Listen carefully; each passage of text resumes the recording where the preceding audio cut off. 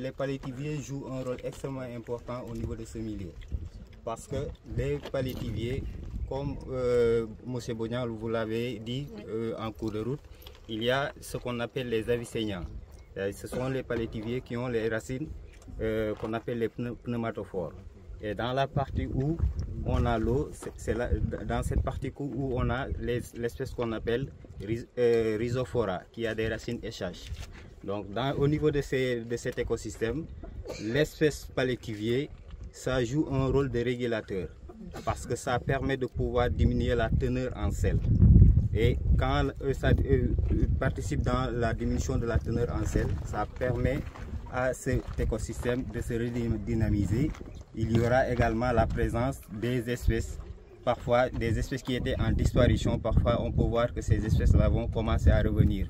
Ce qui fait que également ces espèces que vous voyez là, du fait que leurs racines sont échaches, ça permet à l'espèce qu'on appelle huître de pouvoir quand même avoir un support et de pouvoir se développer. Et du coup, on verra également là où il y a la présence des huîtres, d'habitude il y a facilement la présence de plusieurs poissons. Donc du coup, et également le fait que ça diminue la teneur en sel, ça permettra également aux gens de pouvoir cultiver au niveau des rizières qui avaient une certaine teneur en sel qui ne permettait pas aux gens de pouvoir par exemple faire l'agriculture.